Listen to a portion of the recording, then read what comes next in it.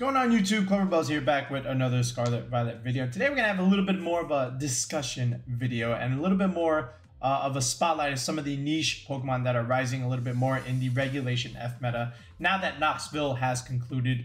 And we're going to be discussing some dark types, right? And I think the dark type right now is as good of a type as it's ever been, just because of some of the utility that some of these options are going to be able to give you for your teams. And just besides of the typing itself, right? Now, all of them have one thing in common as far as like why you even want a dark type in the first place. Is because you really need them for the size spam stuff, right? And more specifically, I'm talking about the NDD Iron Crown shenanigans, because, you know, you can't just let these things set up psychic terrain and start clicking expanding force and one-shotting all your Pokemon, right? You gotta have something for these Iron Crown teams, right? And yes, one way is to, you know, technically blow it up with something like Chien-Pao with Ice Spinner, or change the terrain of Indeedee by using your Rillaboom. Yes, we understand that, but maybe that might not be an option in certain scenarios, right? So then what do? Well, then another thing you can do is to use a dark type. And a lot of dark types are rising right now besides your meta options, which we'll also discuss first, okay? But what I was saying earlier is not only do they provide something, you know, against the Iron Crown size spam stuff, but they actually can give you a lot of useful utility, and a lot of niche options can give you something that maybe some of the other meta options can't quite give you. All right, so we're gonna go through some of the meta stuff first, and then we'll talk about some of the lesser used yet rising niche dark types in general. All right, so let's take a look. Okay, we'll start here first. We'll start with these four big meta threats. We'll start with Incineroar, Chien-Pao, Kingambit, and Chi-Yu. And just right away, you can tell that they're all gonna offer you something different, right? And some of these just don't really need too much discussion because they're so common and people use them all the time. You'll see this 9 times out of 10 in terms of your ladder games, right? So we'll start here with Incineroar. We'll make it a general quick discussion with this thing, right? The King Cat of VGC, again, very, very good at weakening your opponent, okay?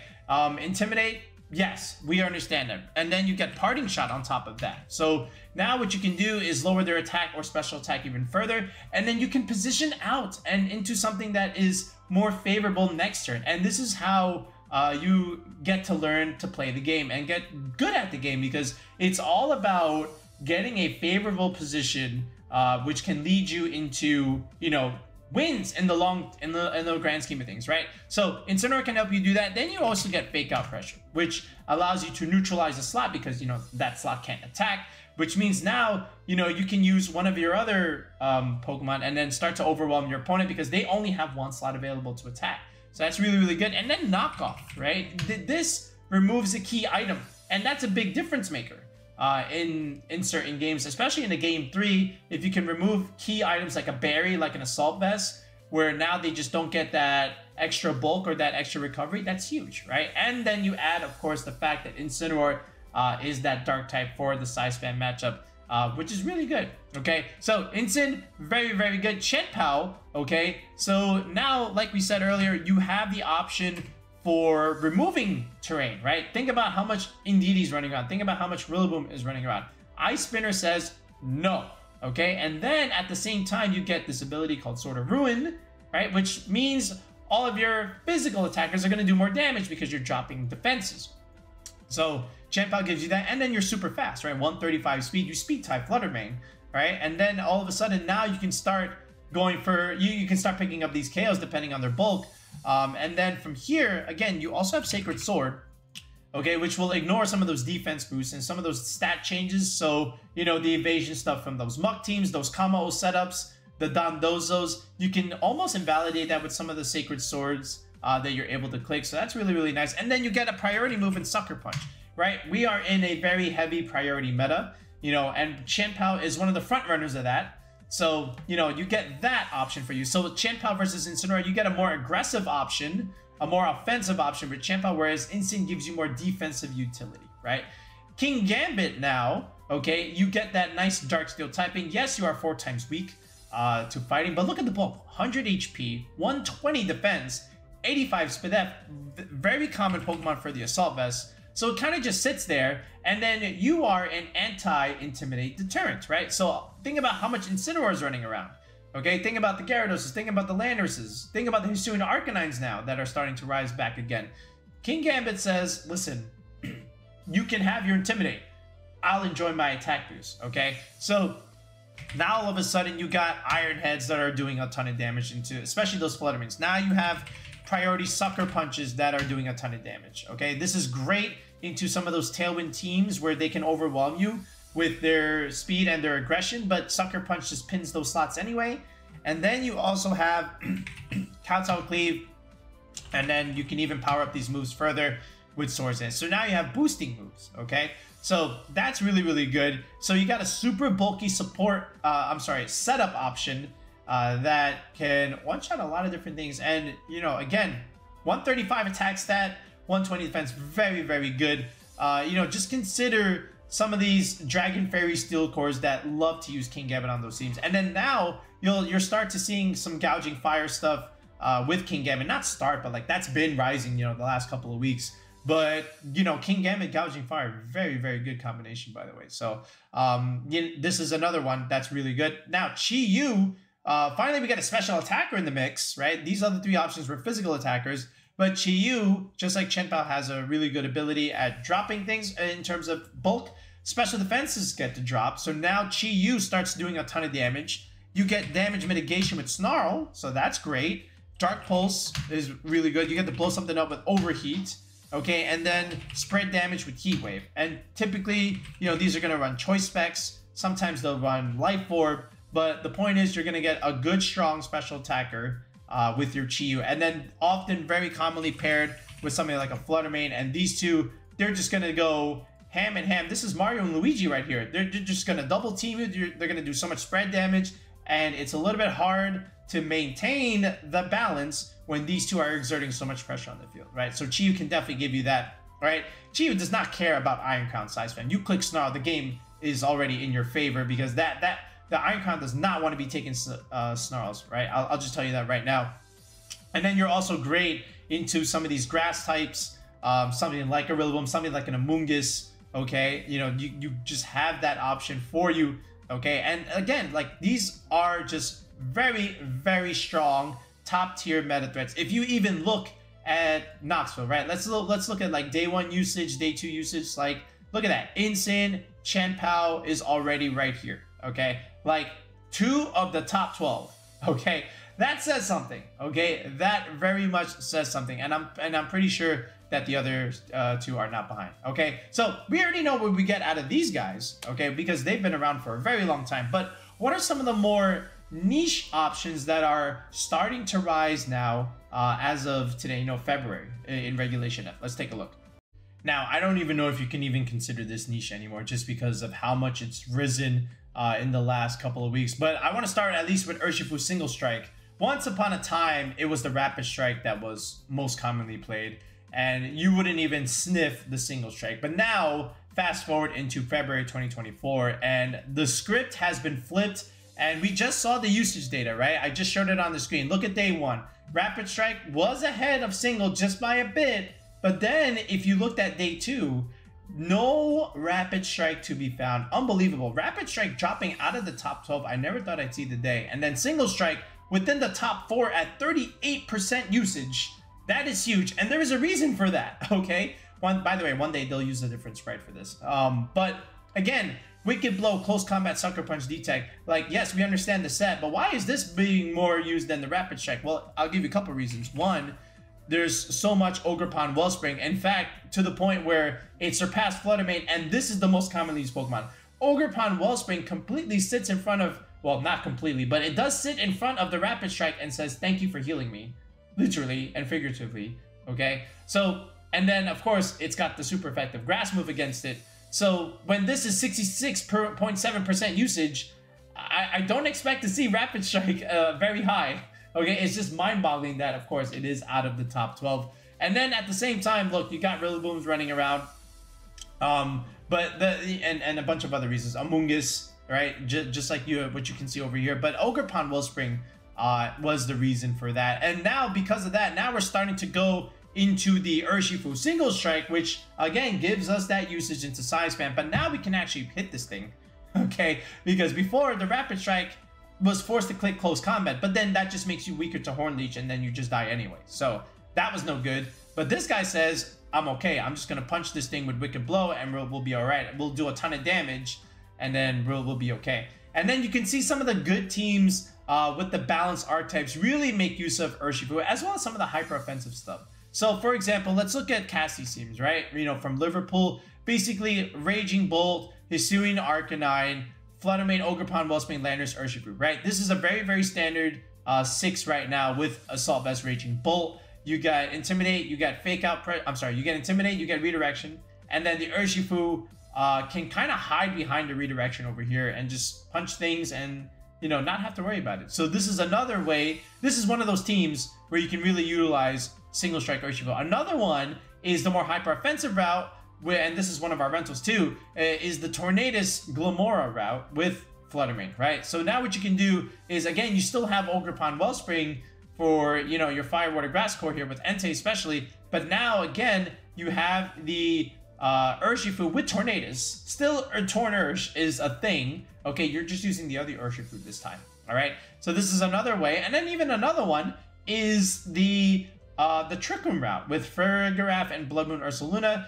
You're still going to find the Ogerpon Wellspring. You're still going to find the Fluttermane here. And then you still have the Urshifu over here, right? Because, again, really, really good into the mirror matchup and also into the side spam stuff. So, you know, again, like, there's so many different archetypes. And I just picked, like, the 3 strongest ones that can really utilize the Single Strike Urshifu. And, again, I know I said this was, like, quote-unquote niche. I don't think it's even at that point anymore. I think it's safe to, you know, put this thing within the S tier if I had to redo my tier list for the month of February, which I think I should do. I haven't done it in a while, so I think we'll get a tier list going. But Urshifu Single Strike, for sure, the best of the niche dark types that are rising.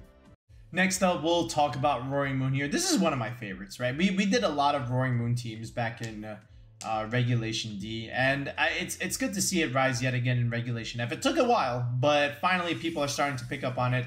And the value that you get from Roaring Moon as a physical attacker is extremely, extremely powerful because, again, 139 attack stat, very, very good. 105 HP, also good. 101 Speed F, good as well. So, like, it's great in terms of, like, special defense bulk and HP. The defense is a little bit weak, but if you just add an Intimidator onto the team, then Roaring Moon actually can take hits relatively well. And then 119 speed stat, especially with booster energy, is quite good because now what you're able to do is just outspeed some of the other faster options, like another Fluttermane, for example, and, you know, just hit him really hard with some of your physical moves, right? So acrobatics, of course, you know, again, strong flying type attack, great into the Ogerpons, right? Especially if you're able to go for Terra flying, right? So, you know, that's going to be good. And now, yes, of course, the Ogerpons can't Terra.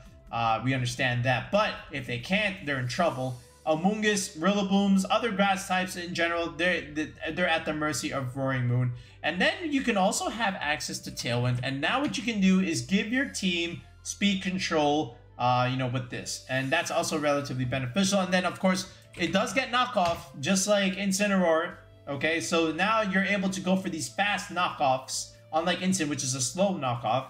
And you're just able to remove items relatively easily. And it's going to hit hard. Because unlike Incin, okay, Roaring Moon has a great attack stat, okay? And then you can also, if you don't want to go Tailwind route, you can also go for Dragon Dance, okay? Which now allows you to have some setup potential because you're boosting your attack and your speed, okay? And then if you have Redirection or a Fake Out user on your team, you can easily set up this Dragon Dance and start potentially sweeping the other team. And like I said, you know, you are that dark type. You get to sit in front of these, you know, Iron Crown and DD teams and say, hey, look, I've got knockoff and acrobatics and stuff. So really, really nice here. And, you know, we've always historically used Roaring Moon on some of this balance stuff. And it's always done well there. So here's an example of one, right? So from Melbourne, you know, one of the most recent regionals from this past weekend besides Knoxville, Roaring Moon, here's Incin and here's Amoonguss. So there's your Intimidate and Fake Out pressure. So you can easily set up this Dragon Dance, right?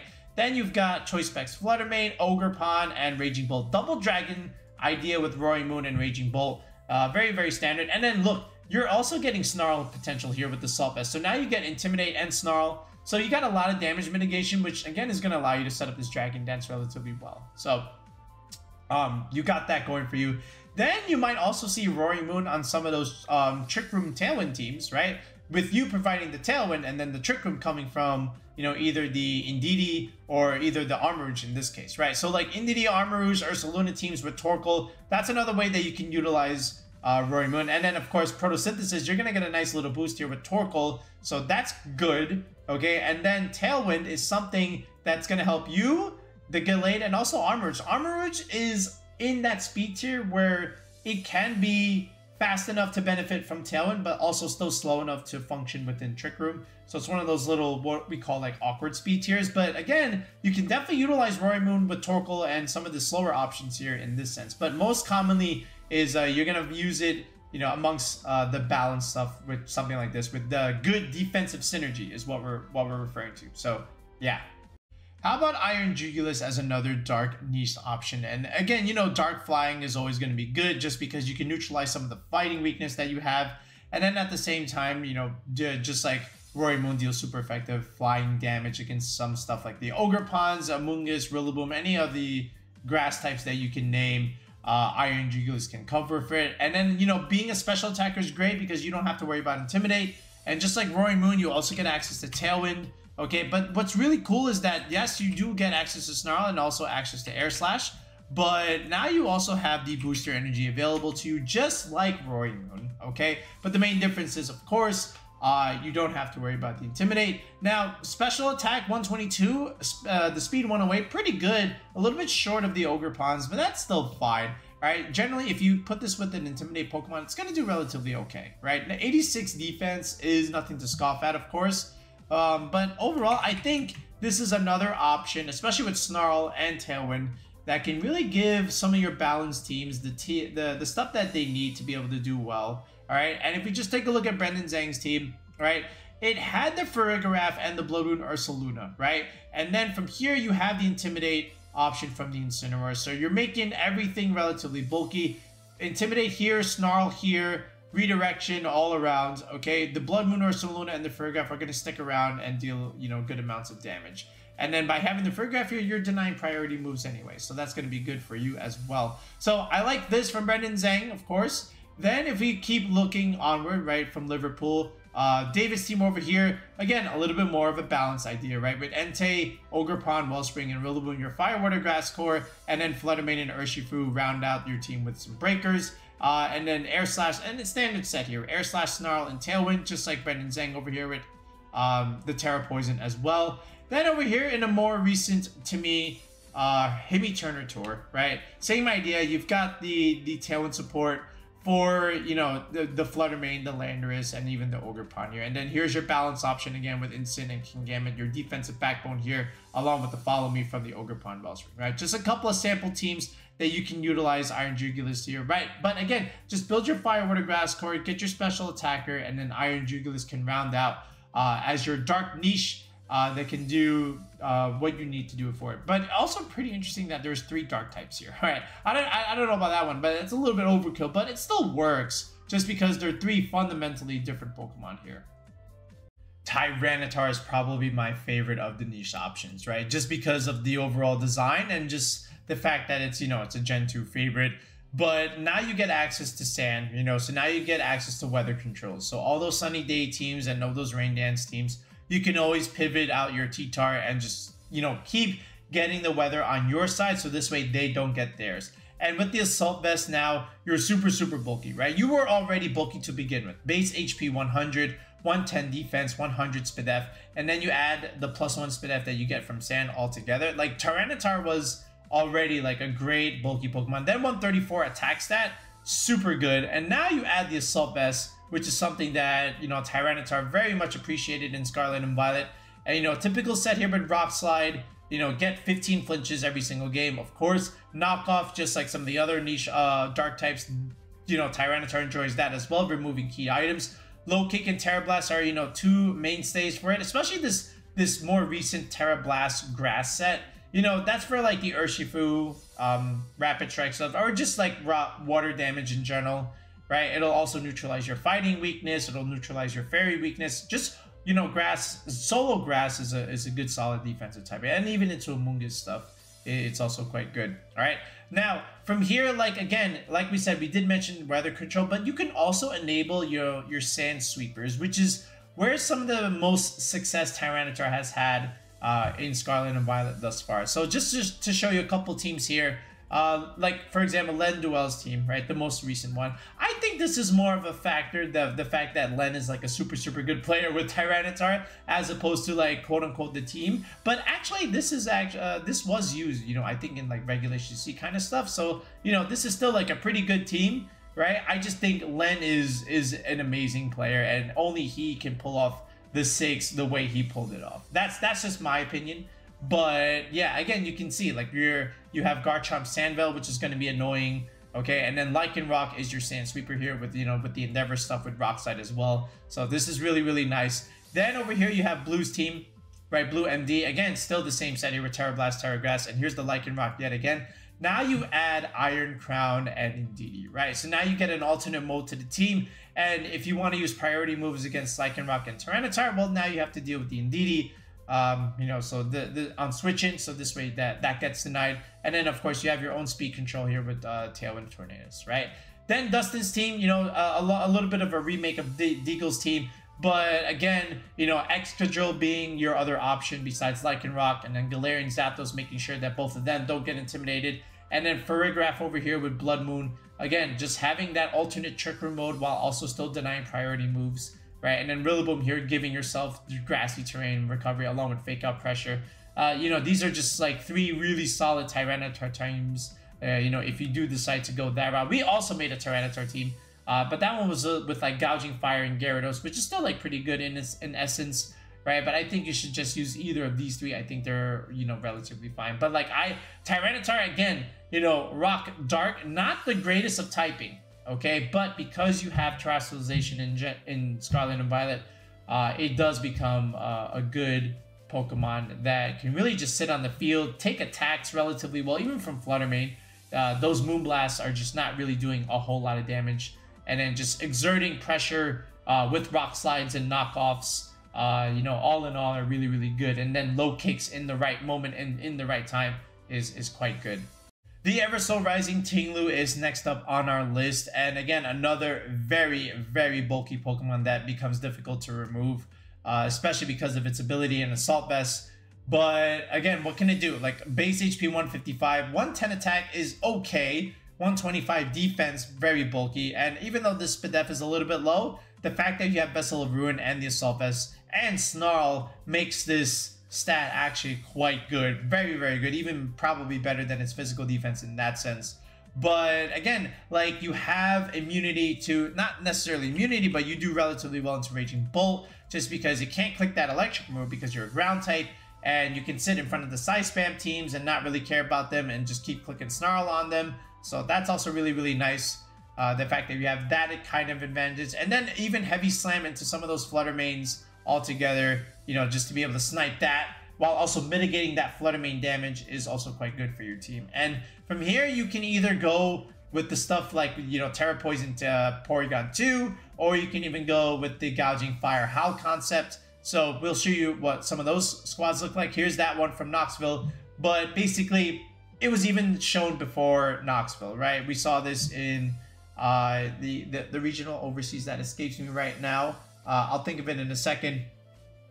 But anyway, you have combo here going for Iron Defense Body Presses, right? So it's going to be super bulky physically. Then you add the Ting-Lu, reducing special attack damage, and then you add Snarl here. So now what is really going to be removing the combo? Not a whole lot. Then you add Amoonguss and Intimidate here with Incineroar for redirection and healing, and also Fake Out to be able to set up this body press. So Ting-Lu is actually setting up this combo here. And then of course the Porygon 2 just giving speed control with Trick Room is also quite nice.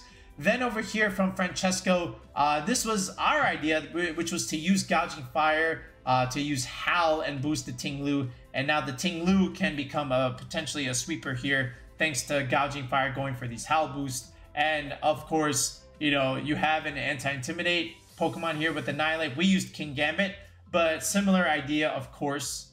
Okay, the only difference here is there is no Intimidate, but that's okay. You have an active form of Intimidate in Breaking Swipe. So, you know, even after a couple of Howl boosts, this Gouging Fire is going to be doing a lot more damage. But then you can go a different direction with Gouging Fire and go with the way Marcos was doing it and actually use the Ting-Lu to support the Gouging Fire rather than the other way around. So what ends up happening here is the Gouging Fire is a Dragon Dance set along with Clear Amulet, so you can't cycle against the Gouging Fire. And now, you know, yes, you're going to be getting Breaking Swipes, but now you have Snarl and Vessel of Ruin to reduce all that special attack damage to the Gouging Fire, right? So you have that going for you, and now the Gouging Fire can safely keep setting up these Dragon Dances without risk of getting KO'd. And from there, it could just potentially sweep teams here. And then still more speed control here with Tornadus, you know, Tailwind stuff. Leer is quite funny, you know, on a team like this, especially with Urshifu, but it makes a lot of sense. And then Flutter Mane has that fourth move, Perish Song there, just in case it needs to go up against some of the other opposing setup mons and Dondozo. So yeah, Ting-Lu rising even more so than the other dark types.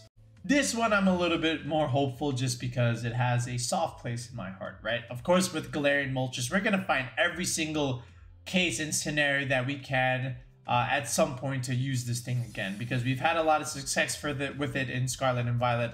And, you know, it has that niche. It still has that Dark Flying niche, just like Iron Jugulis. But, you know, of course, Fire Wrath is just a really, really good move. Okay, like again, no drawback here, 20% chance for flinch. Berserk is a great ability, right? It really makes your opponent think twice about proccing it, and then, you know, coupled with the berry, you're able to just double dip into Berserk here. And then if you have Nasty Plot setup, Moltres can become quite difficult to beat, right? So again, just like Iron Jugulis, you're a flying type, you have good flying damage against the other grass types as well as Ogerpon as well. But the one thing you have to remember is, you know, can you support it, you know, correctly? And this is one way to do it from Noah's team over here. So with Cresselia, yes, you have Calm Mind and of course Lunar Blessing here to be able to heal the Moltres besides the berry. You have Grimmsnarl Screams to mitigate a lot of this damage, so this way you can set up your Nasty Plot. Same thing over here with the redirection from the Ogerpon, as well as the Arcanine giving you Intimidate support.